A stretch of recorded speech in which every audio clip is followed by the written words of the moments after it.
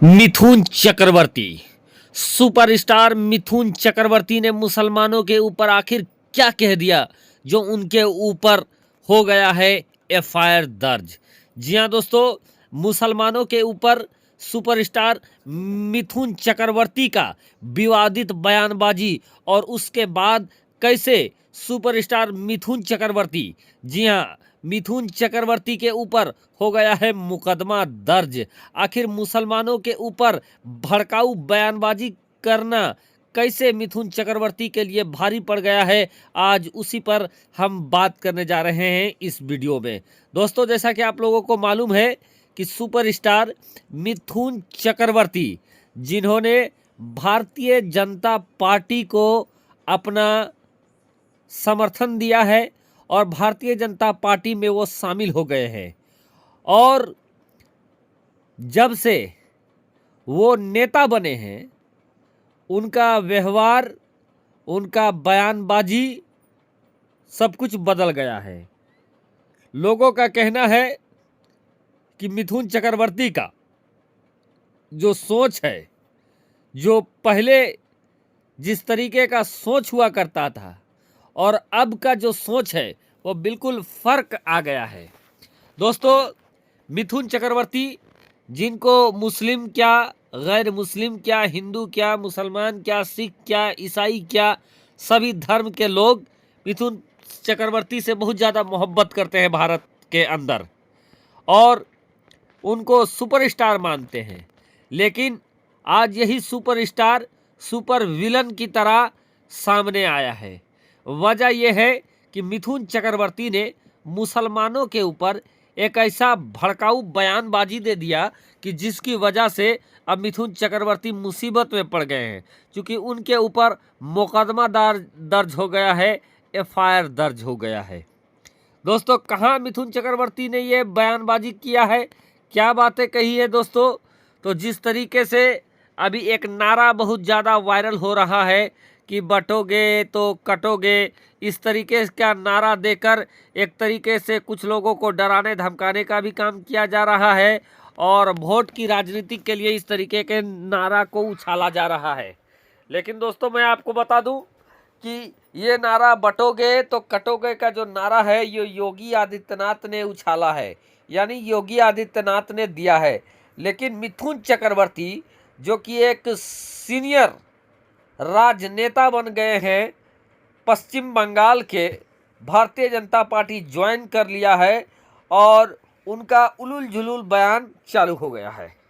दोस्तों, आपको बता दें कि एक सभा जिसमें भारत के गृह मंत्री माननीय अमित शाह मौजूद थे और अमित शाह की उपस्थिति में मिथुन चक्रवर्ती बयान दे रहे थे और उस पर उन्होंने एक बयान देते हुए ये कहा कि हम उनको काट कर उनकी ज़मीन में फेंक देंगे। अब दोस्तों, ये काटने वाली जो बात था, एक नेता थे जो मुस्लिम नेता थे, उन्होंने किसी संदर्भ में ये बयान डाला था और कहा था कि हम फला नदी में फेंक देंगे। तो उस पर ये कहा, मिथुन चक्रवर्ती ने अपना बयान देते हुए कहा कि फला जो नदी है वो हमारी माँ है, हम वहाँ नहीं फेंकेंगे बल्कि हम उनको काट कर, यानी उनका इशारा जो था एक तरीके से सीधे तौर पर इशारा उनका जो था मुसलमानों की तरफ था कि हम उनको काट कर जो उनकी ज़मीन में फेंक देंगे। अब दोस्तों, उसके बाद उन्होंने कहा कि हम ऐसे लोगों का भर्ती करना चाहते हैं अपने पार्टी में जो हमेशा मार खाने के लिए या मरने के लिए तैयार रहे, और अगर कोई हमारे वृक्ष का एक फल तोड़ेगा तो हम उसके 4 फल तोड़ेंगे।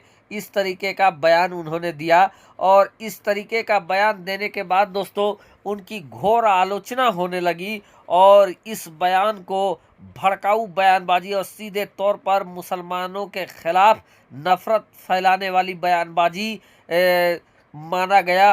और अब जाकर पश्चिम बंगाल के अंदर इसको लेकर काफ़ी ज़्यादा विवाद पैदा हो गया और अंततः मिथुन चक्रवर्ती पर भड़काऊ बयानबाजी के तहत मुकदमा दर्ज कर लिया गया है, एफआईआर दर्ज कर लिया गया है।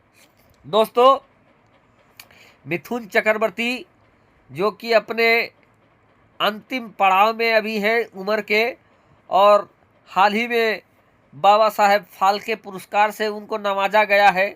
लेकिन उसके बाद जिस तरीके से जहरीले बयानबाजी मिथुन चक्रवर्ती के द्वारा हो रहा है, कहीं ना कहीं जिंदगी भर जो स्टारडम और जो इज्जत मिथुन चक्रवर्ती ने कमाया है वो उसको गंवाने की कोशिश कर रहे हैं।